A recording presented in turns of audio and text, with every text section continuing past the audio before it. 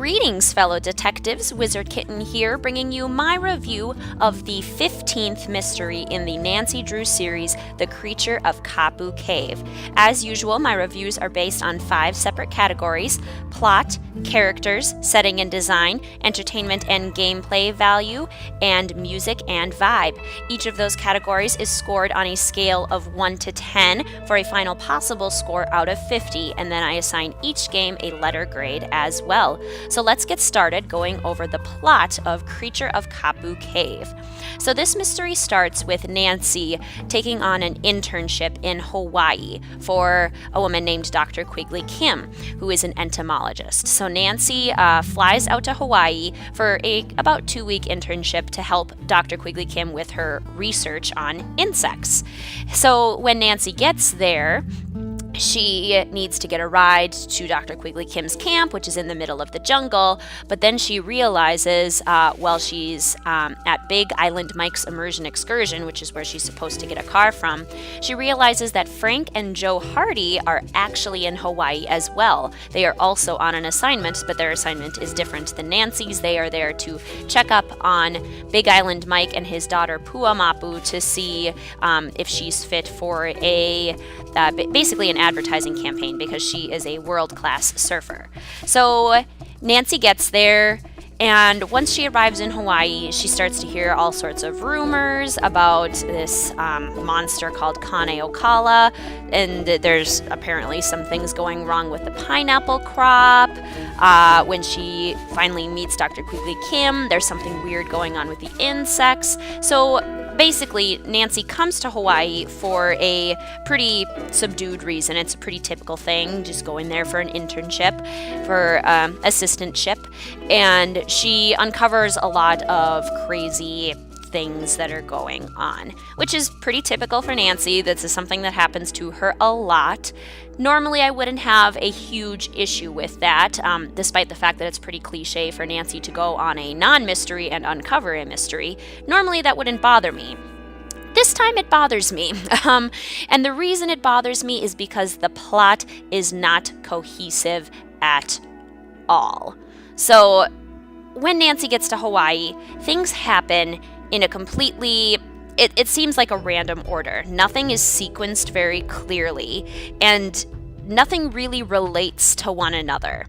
Nancy tries to solve basically like 5 mini mysteries all at once, and we don't find out until the very, very end of the game. And I mean the end of the game, like not even when we're still playing the game, but the explanation sequence at the end. We don't find out until that point how everything in the plot is actually related to one another, which really upsets me, because how are you supposed to solve a mystery if there's no possible way for you to get all of the information, if it isn't even shared with you until the mystery is done, until the game is done? When I'm playing a mystery game, I like to actually have a chance at figuring out the solution for myself. With this game, it is impossible. There are occasional little hints at what is going on in the big picture, but none of the information that we would need to put all of these little things together on our own, none of that information is there. It isn't shared until the end. So basically at the end, you're kind of blindsided, and it's super confusing. So the culprit is basically explaining his plan, his or her plan, the whole time, and you're just kind of sitting there thinking, what did I miss? And you missed so much, and that is a huge problem I have with the plot. So not only is the major plot itself problematic, there's a few subplots that are supposed to relate to the plot that, again, they just do not connect. It's like a jigsaw puzzle that is missing 50% of the pieces, and the pieces aren't given to you until you have supposedly solved the puzzle. So it's one of the poorer plots of the Nancy Drew series, which is pretty disappointing since that is one of the major things that I look for in a Nancy Drew mystery. So unfortunately, I have to give Creature of Kapu Cave a 2 in the category of plot. So now let's move on to characters. We have 4 main characters in this game if you don't count Frank and Joe Hardy, who are physical characters in this game for the second time in the series. The first time we met them was in Last Train to Blue Moon Canyon, which I also need to address. In Last Train to Blue Moon Canyon, Frank and Joe Hardy were done too perfection. I loved their portrayal in that game. In this game, they come back. They look entirely different, first of all, which normally isn't a huge issue because, different designers and everything. But their personalities and the questions they ask, it's just no. The portrayal of Frank and Joe Hardy is not great, and it's really disappointing when we come from a game where they are portrayed nearly perfectly, and then we have a game where they're kind of they aren't done justice, and it's upsetting. But they aren't even really main characters. The other characters we have are Big Island Mike, or Mike Mapu, who owns Big Island Mike's Immersion Excursions, which is basically like a tourism resort in Hawaii, where the people that visit the resort essentially pay their way by doing little chores for Big Island Mike. Interesting business model, but we might get back to that. His daughter, Pua Mapu, is a championship surfer. She works with Big Island Mike. They're the only 2 employees at his little tourism resort, and that is the resort that Frank and Joe Hardy are sent to kind of investigate. So that's those 2 characters. There's Dr. Quigley Kim, who Nancy is working for in Hawaii. She's the entomologist. And then there's Dr. Malachi Craven, who is a scientist and researcher at the Healy Research Facility, which is kind of, a plant research facility. They examine, plants in Hawaii. They do kind of some projects for hybridizing plants, things like that. The characters are fine. They really don't have any depth, and that's really what bothers me the most about them. It's a small cast of characters, so there was an opportunity to go into depth on their backstories, their histories, what makes them tick, all of the stuff that makes characters interesting. But that didn't happen in this game. It's very superficial. The only character that we even get a little teeny glimpse at a deeper side of them is Dr. Malachi Craven, which is why he ends up being my favorite character in this game, because he's so angry and crass and rude, but then he occasionally reveals these little soft parts where you kind of learn that Dr. Malachi Craven isn't really as awful as he might seem on the outside. If they had done that with all of the characters, I might not have had a problem, but Big Island Mike, Pua, Dr. Kim are just so what you see is what you get. There's nothing interesting about them. They really honestly are kind of annoying. Pua doesn't talk about anything besides surfing. Literally just surfing. Nothing else. So her character has no depth in that sense. Big Island Mike, all he does is make you do chores to benefit his business. Why is that fun? Why would it be fun interacting with him if that's all he's making me do? All he's making me do is work for him. And Dr. Quigley Kim, she's okay. I don't mind her. She's got this super nasally voice, which is kind of funny because it gives her character a little bit of a personality, makes her a little bit more interesting than she could be. But again, the only thing we ever talk about with her is bugs and her research, and she's constantly telling Nancy that she's doing her job poorly. So the interactions that we have with the characters aren't even pleasing. It's not necessarily that they have to be yay happy character interaction, but they need to be fun at least, and the characters in this game just didn't feel fun. They felt very bland and sometimes annoying.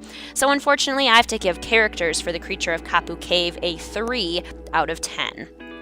Now we move on to setting and design, which is what I rank highest for this category, for this game. Setting and design takes into consideration the setting of the game, how well that is integrated into the game's plot, and how basically pretty the game looks, how well the background graphics and the environment were designed as a whole.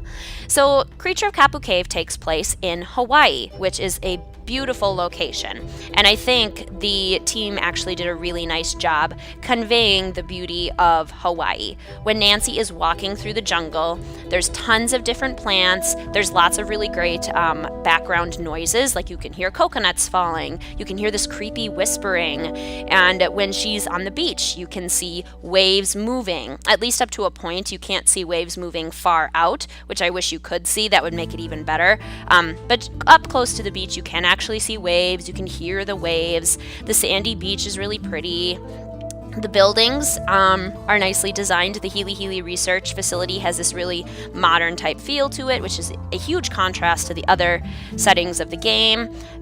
Big Island Mike's Immersion Excursion has this cool kind of like tiki feel. It feels very islandy, which is kind of fun. And then Quigley's Camp feels like a very authentic camp.